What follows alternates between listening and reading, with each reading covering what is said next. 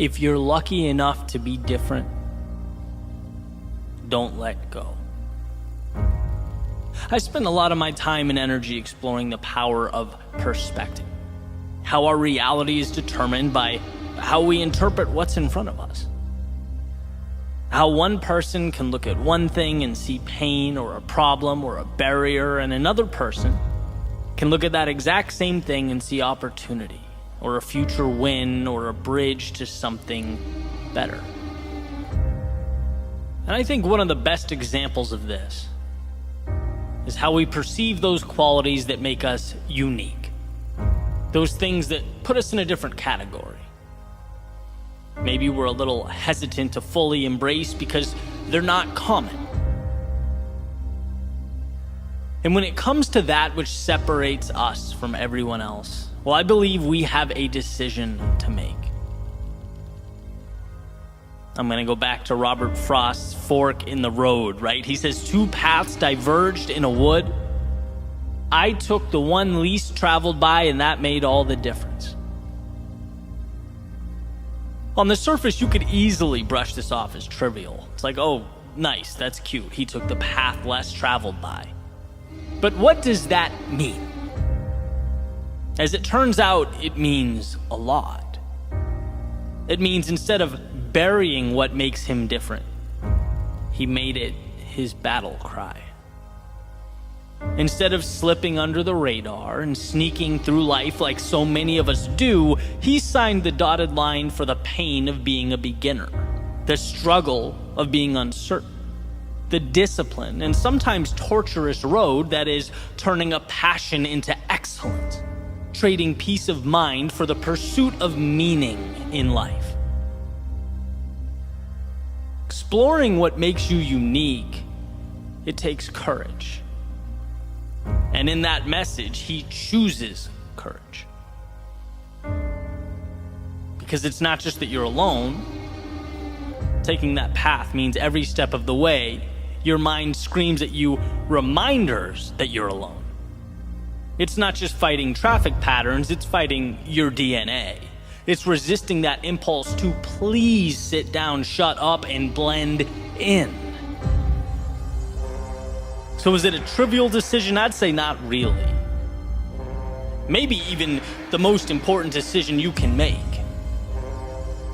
Because I promise you it's not your commonality with those around you that will bring fulfillment, that will leave a mark on your life and the world that surrounds you.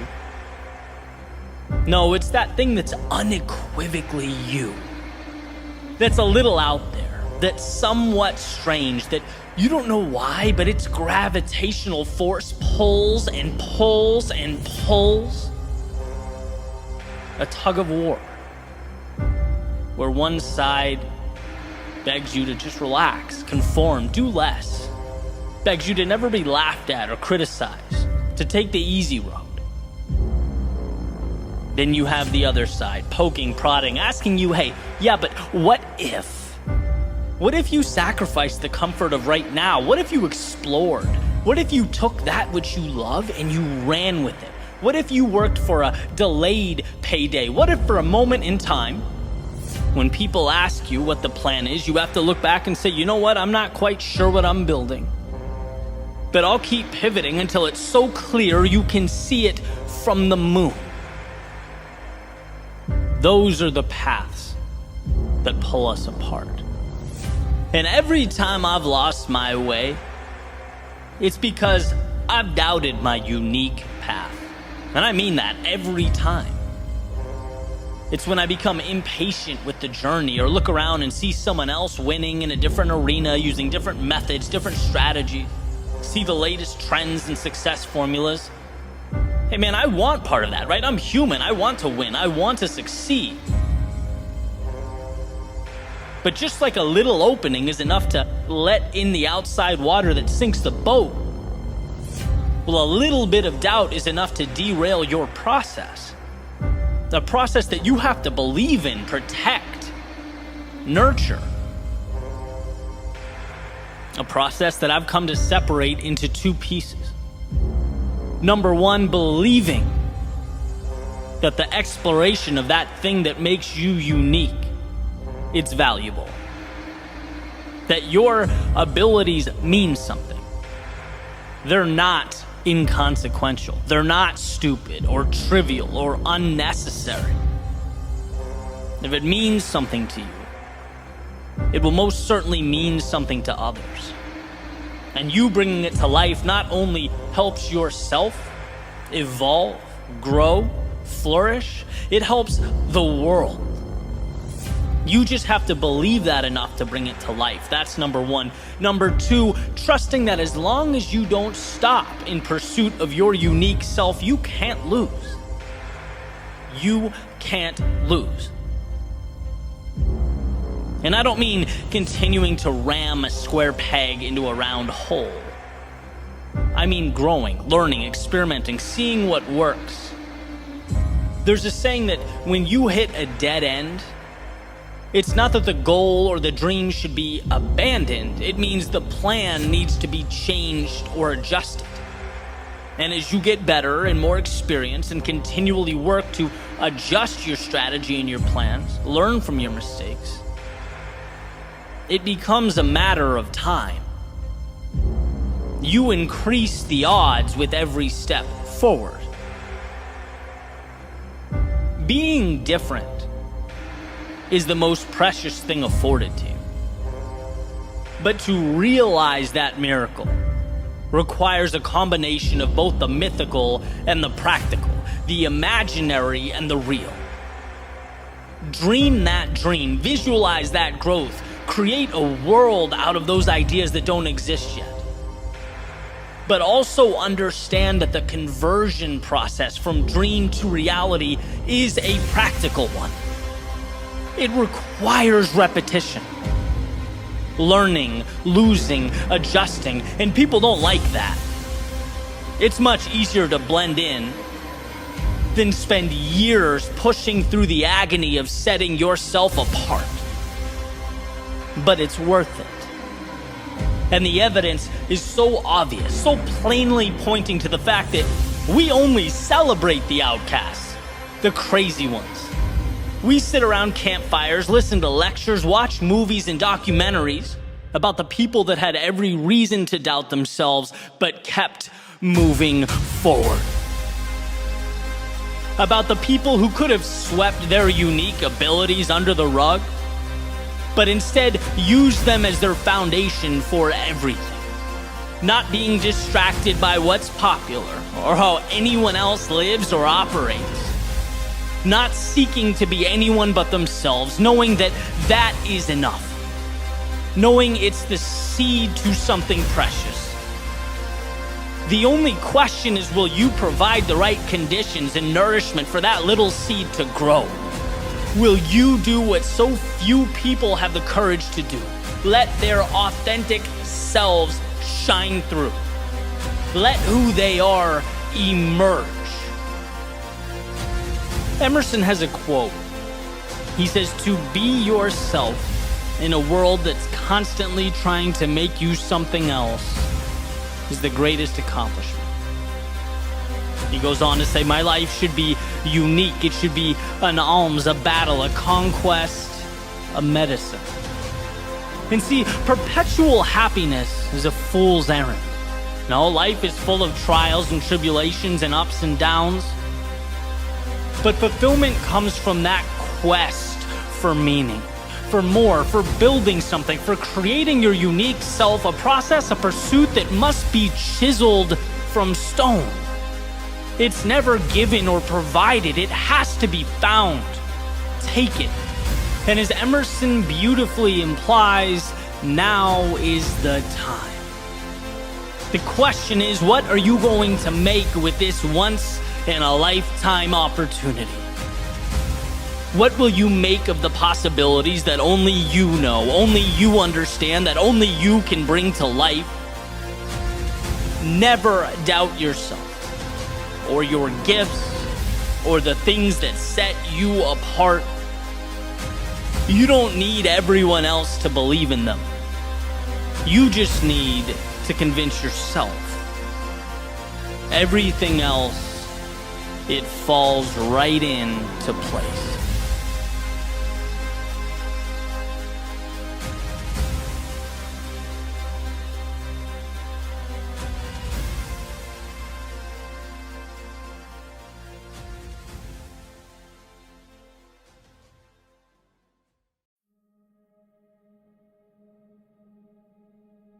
I saw a quote that read, "People wait all week for Friday, all year for summer, and all their lives for happiness." In many respects, waiting is what humans do. We wait to start or wait to stop, wait to go or wait to leave. We wait and we wait and we wait. And in doing so, fool not time, but ourselves. That clock is going to tick away regardless of the IOUs we write to it.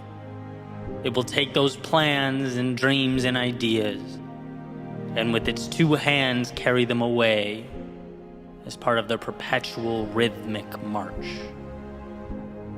See, one of the most dangerous words in our vocabulary is tomorrow.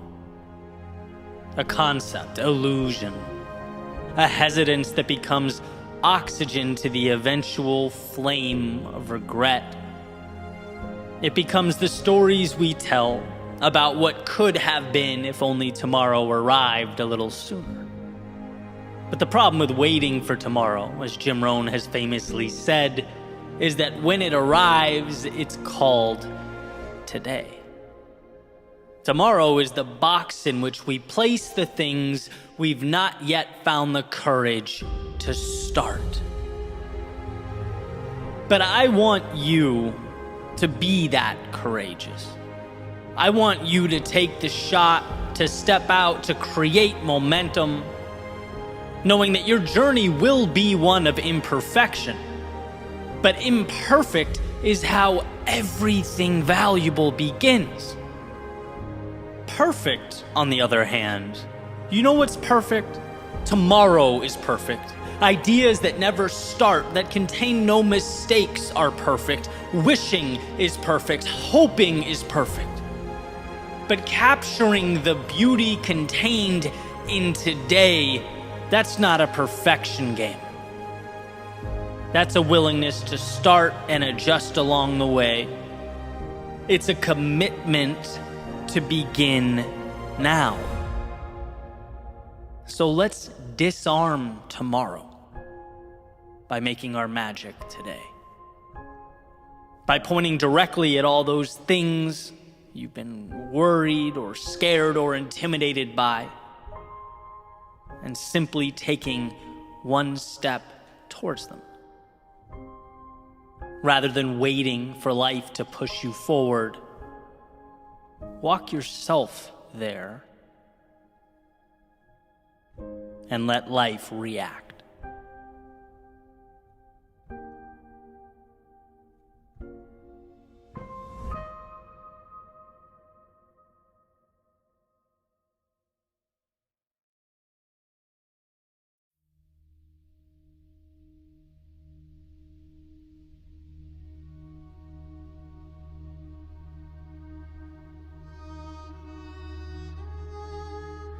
There's often a vast distinction between what we think is holding us back and what is actually holding us back.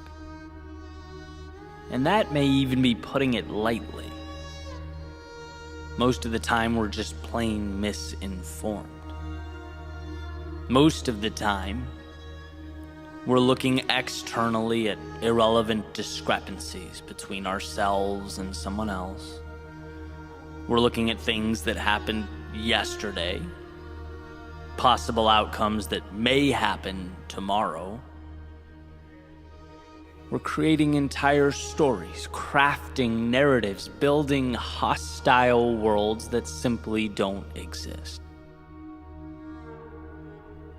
When what we need is simple: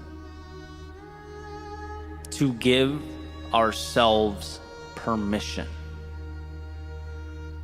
To let ourselves walk out that front door and towards what we long for. And this came to light recently. I shared a simple 20-second message on TikTok where basically I highlighted John Green's quote about the best things in life occurring after we find the courage to depart or leave where we are, right? To build again. And as I was looking at the response, it was both beautiful and eye-opening. hundreds and hundreds of comments from people saying that the message helped them feel empowered to do what they've been putting off. And some called it fate. Some called it what they needed to hear at the exact moment they needed to hear it. And as I'm going through, I keep thinking the same thing over and over and over. Every single one of these people, they already knew in their hearts what needed to come next. They knew what would make them feel alive. They knew where the compass was pointing. Yet their default led them to the same place we've all been, waiting for external permission, waiting for life to give us a reason to say, okay, the light is now green, you can go, the time is right. Now, don't get me wrong, it means the world that a simple message can shift one's perspective that way. I've been on the receiving end. I was stuck looking for some type of guidance. We all have, but I think we'd all agree that if that guidance helps us get back on track, then the real question should be, how do we live so that we can stay to the best of our ability on track? Find ourselves less prone to those occurrences, more confident in ourselves, in our dreams, in where we're going. And for me, it's been understanding that in my life, I am the one that creates, signs, and sends the permission slips. I say go. And when I remember that, I'm free to do what's best for me. I'm simultaneously the architect and the pieces, the wind and the sail. See, you don't need a reason to walk out of a relationship you're not happy in. You don't need a reason to leave a job that's not pushing you to be who you most want to become. You don't need a reason to change a habit or reinvent yourself or begin again. No, all you need is the courage to green light what your heart already knows it wants. We think that the external world has the answers for us, when in reality, we've had them the whole time. We just want something to point to say, see, I was right. But we don't need to be reactive. We can be proactive. You can be the one that lights the fire. When you follow your intuition, your heart, your sense of purpose, life conforms because it has to conform. When you become an immovable object, life around you moves. It makes way, and if it doesn't, then you go back to the drawing board, you adapt and adjust. And that's the beauty of life. That's how we build meaning, trusting ourselves to walk into that resistance. Because the friction and the headwind is never what's holding us back. Are they uncomfortable? Yeah. At times. Does it scare us? Sure. It's supposed to. But it's not what holds you back. Waiting for someone or something to come along and greenlight your journey through life is what holds you back. And it's funny, I think we again and again overlook the simplest of truths. The hardest part is starting. It's convincing yourself that 1, it's possible, and 2, you're worth it. Everything else you face from the second you walk out that front door can be conquered. In fact, we ourselves grow along the way so that we can rise up and meet the demands of life, but it's unquestionably doable. That thought as you look out the window, right? What if the worst case scenario happens? It can't. Because the worst case scenario is sitting in that seat your whole life, looking out the window and imagining a world where you found the courage to be more, to explore, to live life as it was meant to be lived. But let's say that what we fear does come to fruition. Then I ask, what are the odds it's reversible? Probably high. Let's say I want to start a podcast and I finally work up the courage and I get my mic and I start my show and no one listens. But I keep going and nothing sticks. And most importantly, I learn, look, I'm really not crazy about this idea. It wasn't what I thought it was. It's not me. Okay, perfect. Now you know. And sure, it took time to learn that lesson, but you have the rest of your life to continue the beautiful experiment, to search for what lights you up. But you found the courage to explore, to try, to begin, and you are now better because of it. That's your worst case scenario? Sounds a lot less scary to me than a life lived sitting there looking out the window. See, we can't let the fear of an unlikely worst case stop the possibility of that oh-so-coveted best case.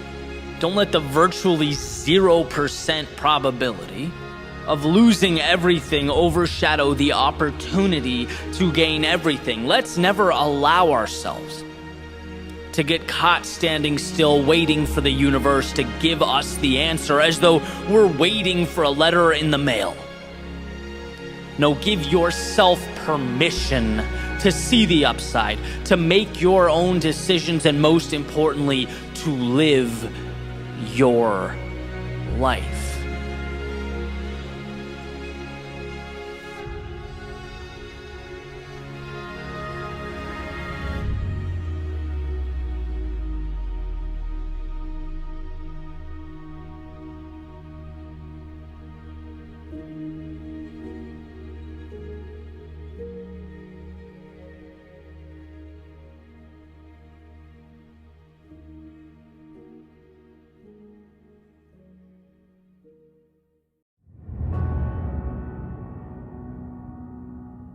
There's a saying that some people feel the rain, others just get wet. I've always found this interesting, this idea how the same subject, same situation, or occurrence can be interpreted so differently, right? It can plant the seeds for such different outcomes. Like Kishimi and Koga mention in their book, The Courage to be Disliked, well water is 60 degrees, and it's always 60 degrees. In the summer and the winter, but depending on what time of year, right, the makeup of the outside world, that 60 degrees feels different. The water didn't change, its circumstances did, and our thoughts are no different. It's not the world that writes the story, we do. And every second, moment, day is merely an interpretation. Does time tick by? Or is it driven into a state of flow? Is it transformed into something more? Was losing an indicator that, hey, maybe you're not good enough? Or is it your motivation to be better than you've ever been? Is your day an allegiance to the present or an invitation to chase down tomorrow? See, the world doesn't get to tell the tale. The world is paper, it's ink, it's ideas. The world is everything you need to decide how your story's going to go. How does he see the world? How does she define reality? That's the question. Because you don't need to change the world, you need to change the way you see it. And you don't need to change who you are. You need to change the imaginary shackles you've placed around your ankles that are limiting the heights you could reach. In fact, the world, as far as I'm concerned, is an accumulation of thoughts, ideas. It's 8 billion individualized movie screens attempting to interact, to coexist together. And when you look at it like that, it's not that your mindset plays a role or it's kind of important. No, it's that it narrates the play. It's the glue that ties everything together. What you see is what you get. And this isn't a one and done thing, it's an everyday thing. Because there's always going to be occurrences in our lives that challenge us, that threaten our understanding of who we are and what we're capable of. There will always be the temptation to make the opportunity into the problem and the hero into the villain. But why forfeit that control? I remember hearing that if you find time to be grateful, both in the morning and at night, it changes your life. Not because the world transforms, but because it reinforces the perspective you need. We are lucky to be here. We're lucky to have challenges that push us forward. Lucky to have ups and downs that bring us closer to the people in our lives. We're lucky that chaos and discomfort open a door for transformation on the other side. And look, I get life isn't perfect, and not everything can be great all the time. But I do believe that if we can bring ourselves to stop, to breathe, to even focus briefly, we can find value in any situation. What's in front of you, it exists, right? It's the well water. You can't go back in time or remake the obstacle at your feet, but you can always decide how to make that work for you. And that's a superpower. And I use that. I use it when my short-term ideas or videos or projects underperform. I use it when people let me down. I use it when in the moment I'm either under or overwhelmed. The question, where is the win? In this spot, this situation where most would hang their heads and let the outside world rewrite the story, how can I find a way to hold mine high and maintain my own accountability? Extreme differences in life outcomes are so often prompted by such subtle realizations, subtle decisions. Their reason to stop could be your reason to not only carry on, but thrive. And the best news is you don't need approval or authorization. You don't need the stars to align or doors to open up. You just need to give yourself permission to see the sun amidst the clouds, the hope amidst the doubt. You have to remind yourself that there is always something to cling to, always a second chance. There is always a win. All you have to do is choose to see it.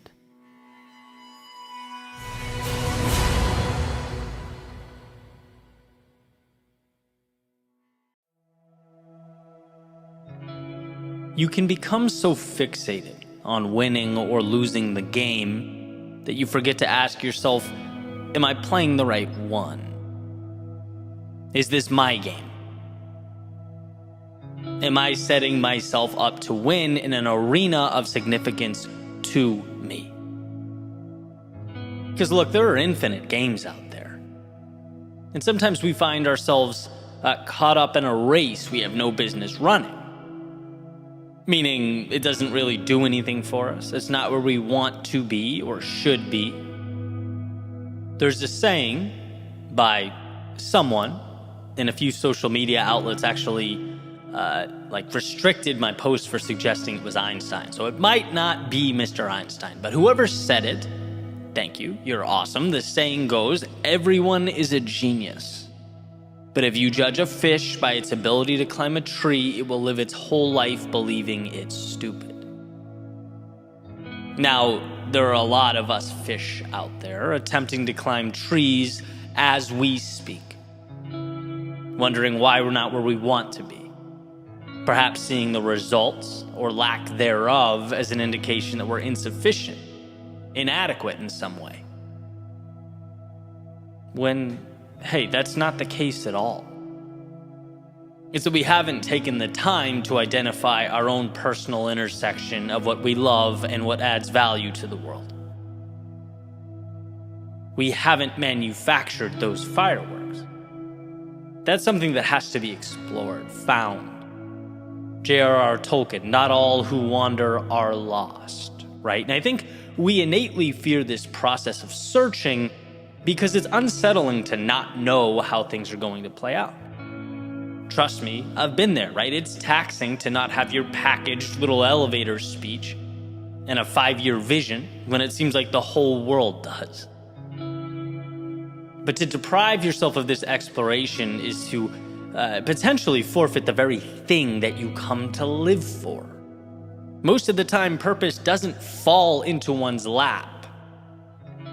You have to have your eyes open, What's meaningful must be sought out.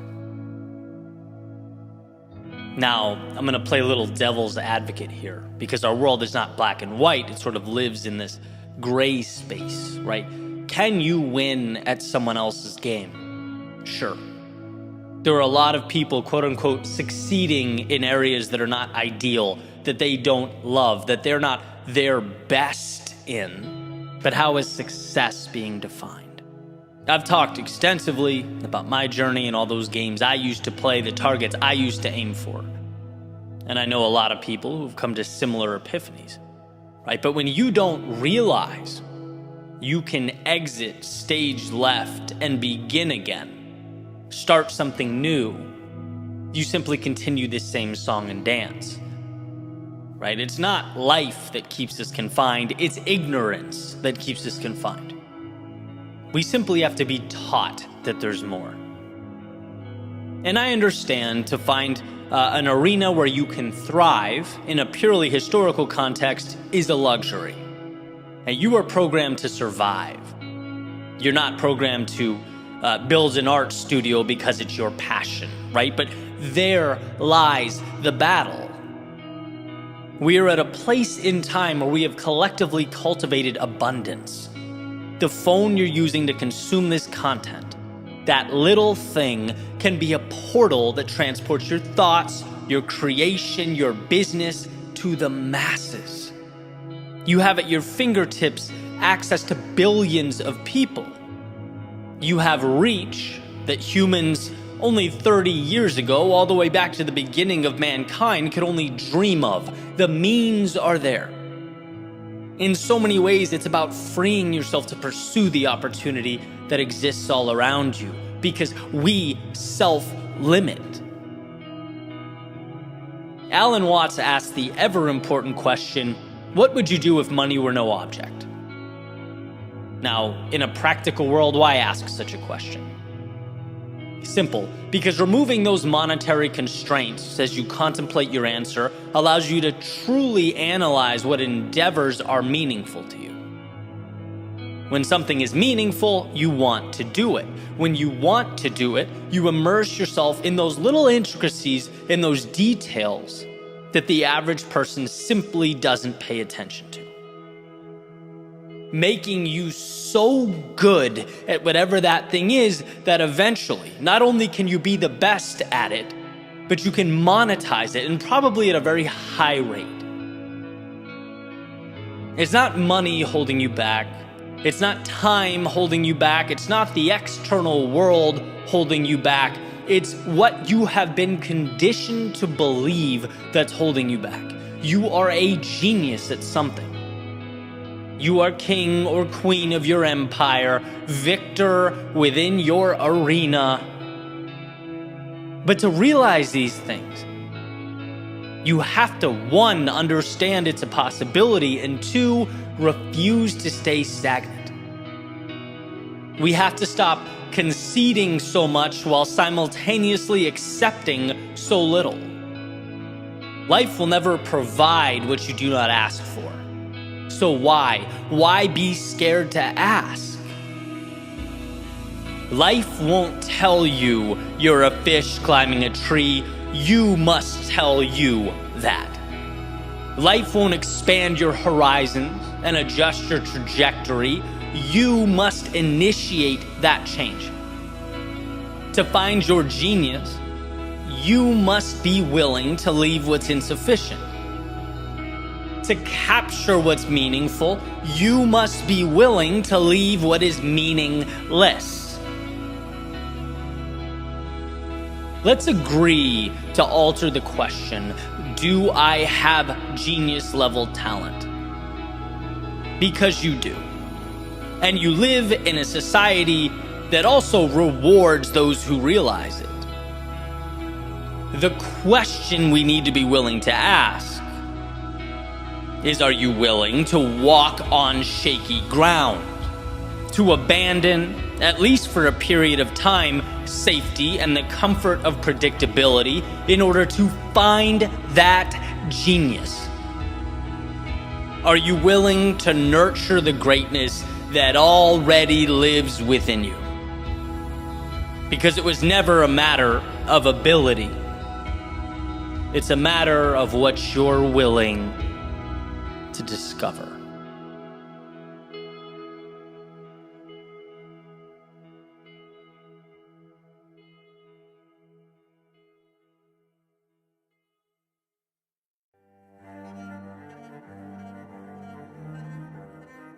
We have so much to let go of, to dismiss.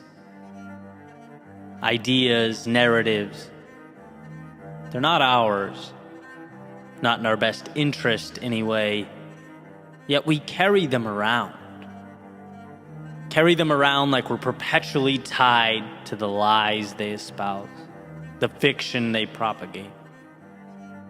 We have to let go.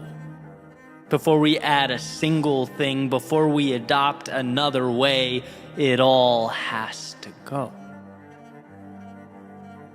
I don't remember where I've seen it, but I know I have. Maybe cartoons when I was younger, but I'm imagining that character that is taking off their jacket or shirt, and there's always another one underneath it, right? And they're like confused, frantically pulling off shirts, and more keep emerging. They had no idea how many layers they were carrying around with them. And funny enough, 20 years later, I'd be thinking that we are no different. There are so many layers, and so many of them should be gone, should be left, should be confined to the dustbin of history. Those boundaries in your life, who set them? Who said, this is as far as you can go? Who put that little fence around your world and asked that you stay obediently confined to its borders? Who said that what you have is all there is? Who said upside is too dangerous? Who said life is about predictability and routine, so stop asking questions? No one. No one said those things. So hey, there's a start. Empty your pockets of the boundaries that are making life heavy. What about yesterday? Might as well take off that backpack, tip it upside down, and pour out the yesterday. You made mistakes yesterday. But that's not today. You didn't like certain aspects of who you were yesterday. But that's not today either. Your friends, maybe family, maybe others in your life knew you to be someone you don't think you are, or someone you wish you weren't. Well, more breaking news, that was yesterday. Did you even realize you're still carrying around who you were yesterday on your back? Your next step has a lot to do with now and very little to do with yesterday. So embrace and wave goodbye to those calendar pages you've already turned. That's the best move for everyone. Oh, and those concessions you make, you didn't think I'd forget those. You can't forget those. Unshackle them from your ankle. Those things you say, you're not ideal, but it's easier to live a lesser life with you in it than it is to go through the trouble of pushing you away. Perhaps the people that darken your light, the actions that you know are not you, the time exhausted living for someone else, gone, and gone, it has to go. And look, we all know life is tricky. It's hard to walk away from things so ingrained into our daily lives for so long. But let's play a game. Let's pretend life was that simple. Things I need to leave behind, A, B, and C. Well, that's definitely simple. Perhaps not easy, but simple. And now, through this simplified lens, you have a target to aim for. Something to chip away at. You have your block of marble. Now comes the process of chiseling a little bit at a time. And that's the goal. Because to not carry these things ends up meaning everything. Space no longer occupied by the wrong things creates space for the right things. Knocking down what doesn't belong creates a platform to build what does. So onward we must go, not falling into the trap of pointing at externalities, blaming the world for our confinement, but instead understanding that we have been, perhaps without even realizing it, taking our confinement with us, in our pockets, on our back, trailing behind our every step, a subtle resistance. And when it goes, we can finally grow. We can become more. So what can you do now to live a life that's more meaningful, that's more true to yourself? Well, you can start by doing less of what weighs you down.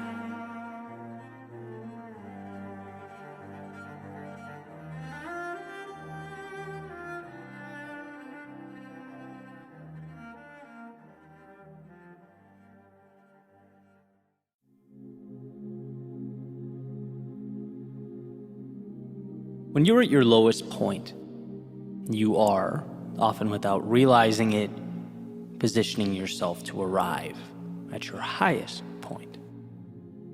Potential energy accumulating to propel you through an atmosphere of new beginnings. See, I believe our adversity is life asking that we submerge and dive deep. Sometimes very deep, just to remember how badly we need that oxygen above. So that when we again come up for air, and we will, we notice the warmth of the sun on our face and the calming sound of the waves crashing on the beach. You don't make the most of what's around you until you recognize that what's around you is the opportunity. And so life reminds us. A taxing reminder, right? It rarely gives without first taking away. It rarely opens new doors without closing old ones. And that, to put it simply, can hurt. They don't teach you in school that growth is painful. But as it turns out, a life without growth isn't much of a life at all. And so we must dive deep. We're given no other choice.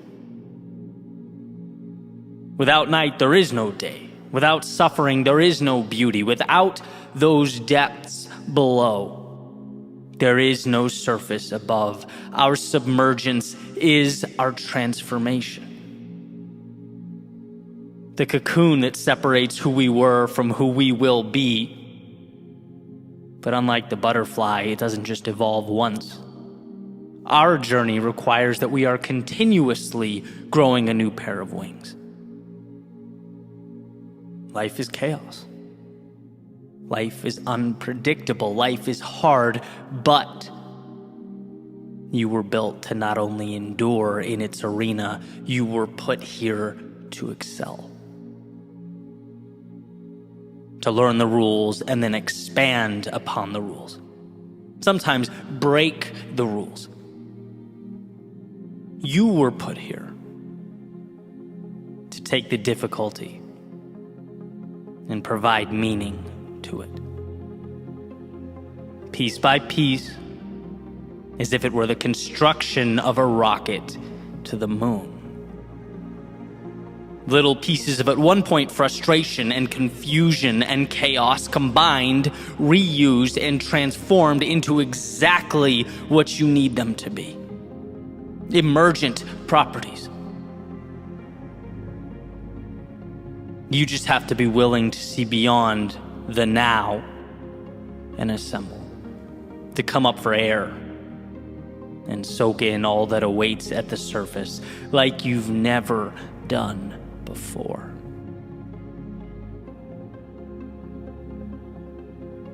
The other day, I was texting with a friend of mine. Out of nowhere, she goes, "What's wrong?" And I'm thinking, nothing, right? I haven't said anything. What do you mean? She's adamant, right? She goes, something feels off. I thought about it and realized, yeah, she's pointing out something I've known for a little bit here. Something is off. I'm hiding from myself. I feel a little burnt out, a little tired. Certain areas of my life have become unevenly distributed. In fact, I was flirting with that thing I've always feared doing most. Simply going through the motions.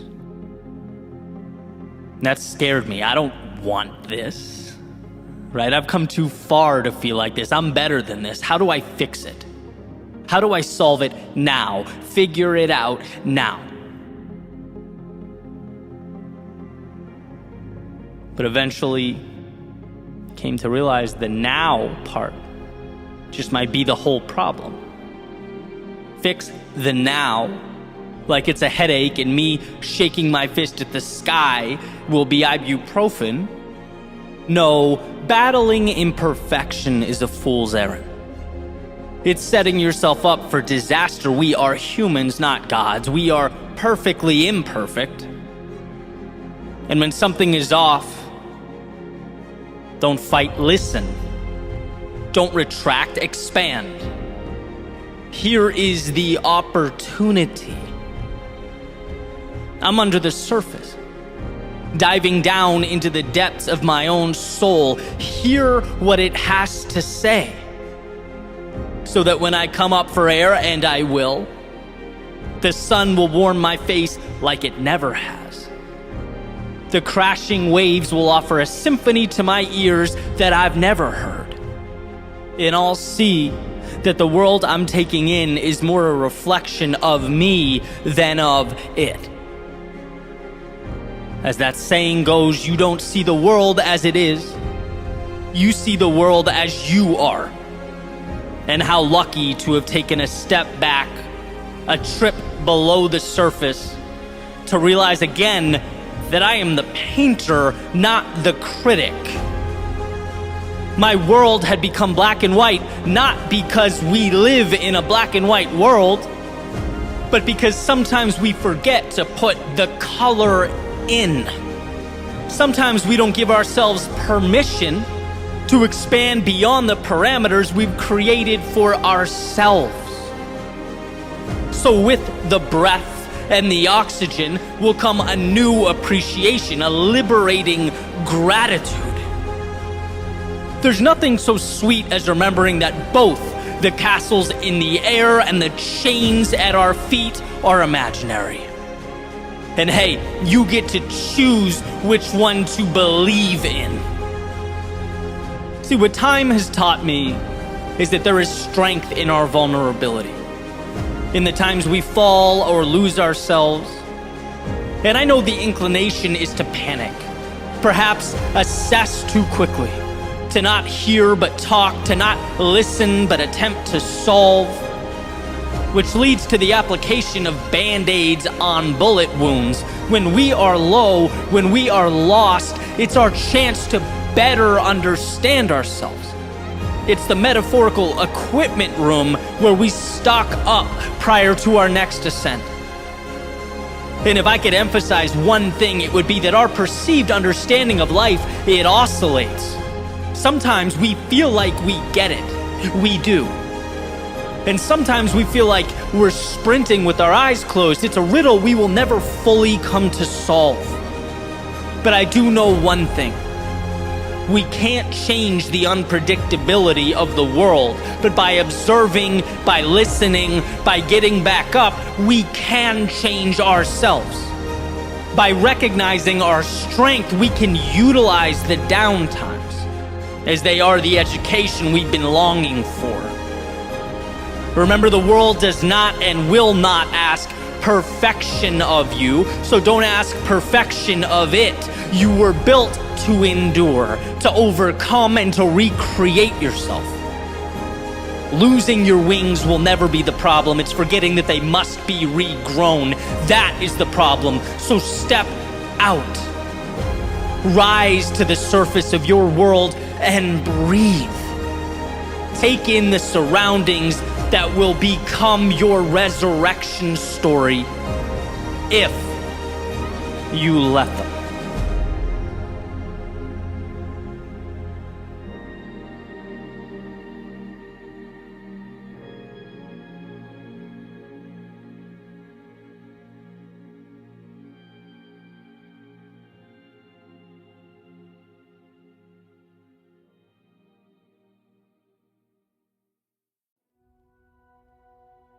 The other day, I was on a podcast with Evan Carmichael, who's a YouTuber and entrepreneur. And we were talking with Shaquille, who was the host, about the mental side of the entrepreneurial journey. How we set goals, but also prepare ourselves for the inevitable adversity associated with growth. And one question Shaquille asked us was, where do we see ourselves in 5 years? Okay, so side note, I have a unique relationship with this question. As someone who was unsure and experimenting with their career, right, for much of their adult life, I never quite knew how to answer it. You know, it's like two things can be true at once. It's a very reasonable question. But I also didn't like answering it, right? Hated it to my core, you could even say. I could never really articulate why. It just made me uneasy, right? Like 5 years is a lifetime. How am I supposed to know? And again, no knock on the host at all. It's a very common and practical question. I'm glad he asked it because it opened the door to a pretty cool conversation. So anyway, he asked the question and I'm thinking, oh man, like how am I going to approach this?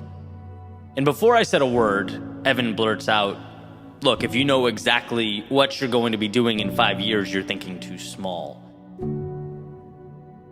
And that comment, to say it made me happy was an understatement. It was like, thank you for saying what my mind has been trying to piece together for a decade and a half.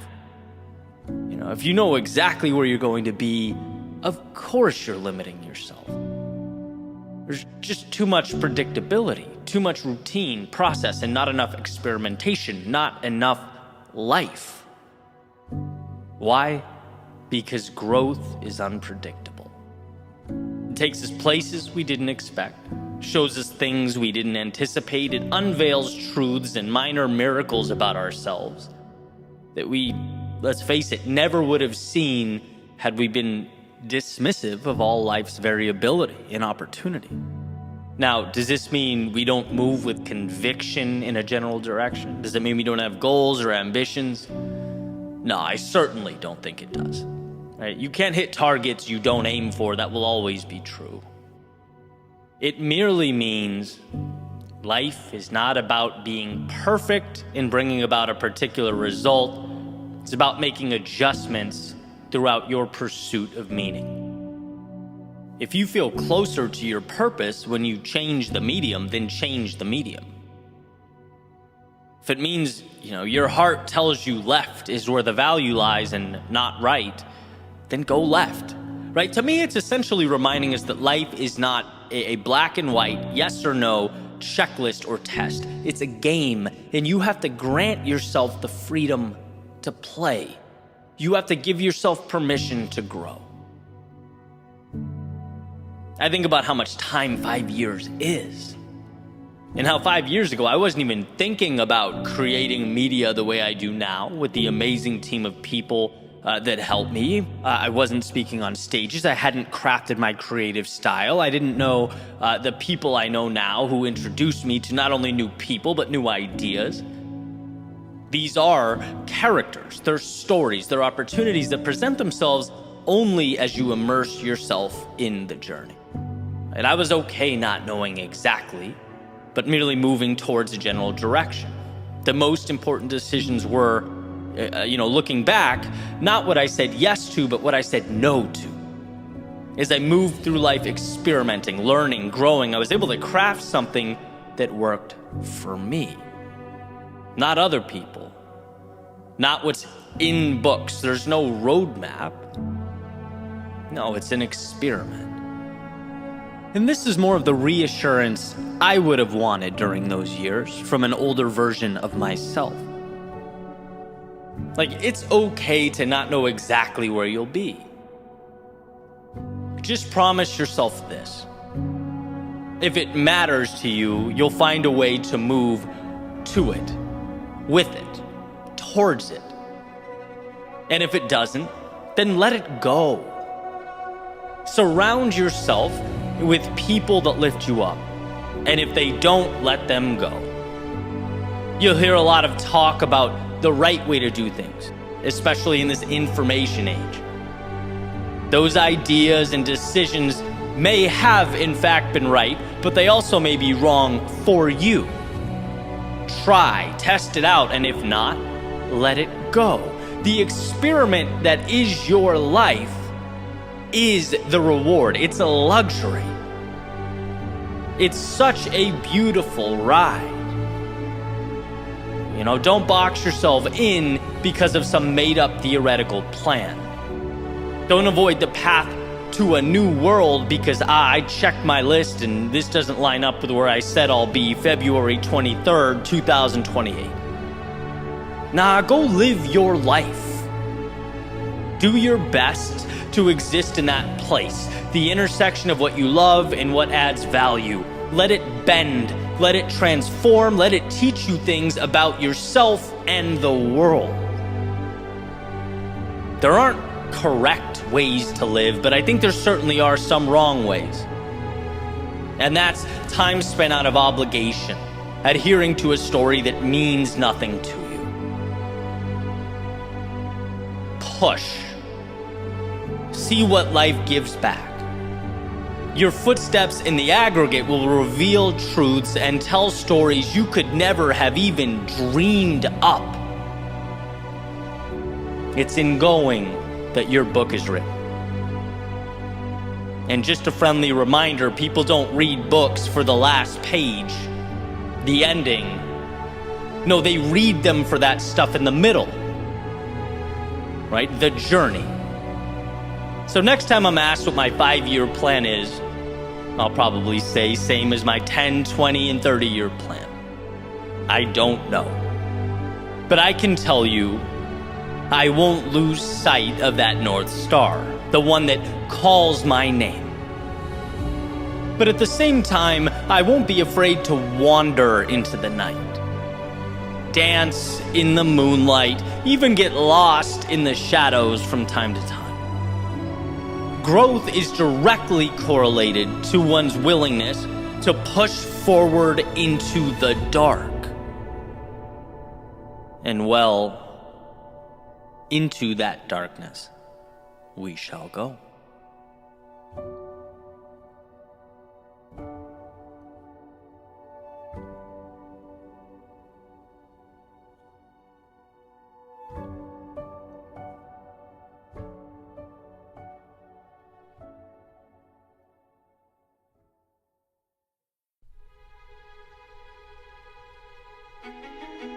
I read something this morning that said at some point in your childhood, you and your friends went outside to play together for the last time and nobody knew it. It seems to me that many of life's last times elude us. We aren't aware of the pages turning or chapters ending. The phases of life essentially blend into each other, one fading into the next. In fact, we don't even realize the extent to which things have changed until we peer back over our shoulders. See, life is happening to us now. While we plan, hope, and pray for better days, 99.99% of life consists of the time that exists between the so-called pivotal life events. The average, the ordinary, the things that we pay no mind to. So what's the relevance? Why does this matter? Well, because the sun coming up in the morning is life. Pouring your coffee is life. Small talk with your loved ones is life. The art you're creating, music you're listening to, the workouts at the gym, they are life. And not in a so you better be grateful or else kind of way, but in a if you don't understand this, contentment will be incredibly hard to capture kind of way. I have a lot of favorite quotes, but this one tops them all. Character Andy Bernard from The Office. He says in an episode, "I wish there was a way to know you're in the good old days before you've actually left them." And I can't get over how that statement proves itself to be true repeatedly. Over and over again. How it's not until we peer over our shoulders that we realize how lucky we were, how much fun we had, how much the time meant. I recently went to a wedding for one of my best friends from childhood. And funny enough, we only lived in the same state for 4 years, from 4th grade to 8th grade, before I moved across the country to Massachusetts. And I thought, as I flew to the wedding, you know what, I should post a picture of us as kids together, say congrats. And I quickly realized on the plane ride that I don't think we have any, right? It's essentially only memories. It's the stories that we still to this day laugh about, those events that shaped our childhoods, the things kids go through that change the way we look at the world. And all that happens so fast. I think it remains so precious because we were so fully immersed in it. It was such a simple time, pivotal, and gone in a snap. I had no idea it would mean anything 20 years later, but that's life. It seems to go by in an instant. Which is why I think we need to find that sweet spot. Respect for the duality between sometimes sacrificing the present for a better future, an ability that makes humans remarkable creatures, and also enjoying and realizing how precious the ride, how beautiful the now. Whether the current season is ideal, a struggle, or in between, to feel something at all in its own unique way is a miracle. And if we look, we'll find that there is good here. There's growth here. There are moments that you'll look back on and smile at, knowing that they shaped you and played a role in who you're becoming. So the point is, as we make our way through life, its highs and lows, perhaps look around and make an effort to see the beauty in the journey. Understand that nothing is forever. The people you talk to, places you go, the things you do, they will all dissipate. And while sure, the now may not be perfect, and in some cases even a stepping stone along the way to a better, wiser, stronger you, the idea shouldn't be to long for the enjoyable part, but to realize you are in it. To know that some of these things we take for granted will be missed when they're gone. Let's not fall into the trap of letting life go by while we waited for it to begin. Let's, as Andy Bernard stated, remember that the good old days are right now, and embrace today as the truly incredible gift, opportunity, and finite ride that it is.